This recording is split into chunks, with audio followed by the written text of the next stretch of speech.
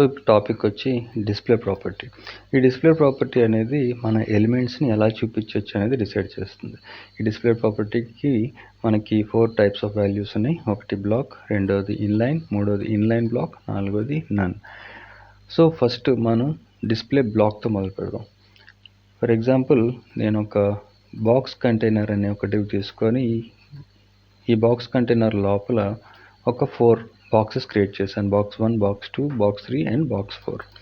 Each బాక్స్కి width 100 pixel and height 100 pixel define చేసి background each బాక్స్కి ఒక్కొక్క బ్యాక్గ్రౌండ్ కలర్ ఇచ్చారు. వీటి అవుట్పుట్ అనేది చూడండి ఇలాగా red, green, blue and black పైనుంచి కిందకి ఒక వరుసలో ఫామ్ అయినాయి. ఓకే, సో ఇప్పుడు డిస్ప్లే బ్లాక్ అంటే ఏంటో చూద్దాం. ఈ డిస్ప్లే బ్లాక్ అనేది ఏం చేస్తుంది అంటే ప్రతి ఎలిమెంట్ని కూడా మనకి 100% విడ్త్ని ఆక్యుపై చేస్తుంది. ఓకే, ఇది ప్రతి ఎలిమెంట్కి డిస్ప్లే బై డిఫాల్ట్ బ్లాకే ఉంటుంది అనమాట. అంటే ప్రతి ఎలిమెంట్ 100% విడ్త్ తీసుకునేది అది బ్లాక్ ఎలిమెంట్. ఓకే, సో ఇక్కడ చూడండి మనకి ఈ విడ్త్ నేను 100 పిక్సెల్ అండ్ హైట్ 100 పిక్సెల్ ఇచ్చారు.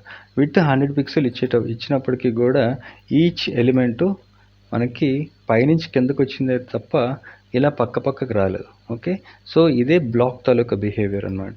ఇది 100% విడ్త్ ఆక్యుపై చేసుకొని నెక్స్ట్ ఎలిమెంట్ని కిందకి తోసేస్తుంది. ఓకే, ఇలా నెక్స్ట్ లైన్లోకి పంపించేస్తుంది తప్ప సైడ్కి మాత్రం ప్లేస్ ఇవ్వదు. ఇది డిస్ప్లే బ్లాక్ తాలూకా బిహేవియర్.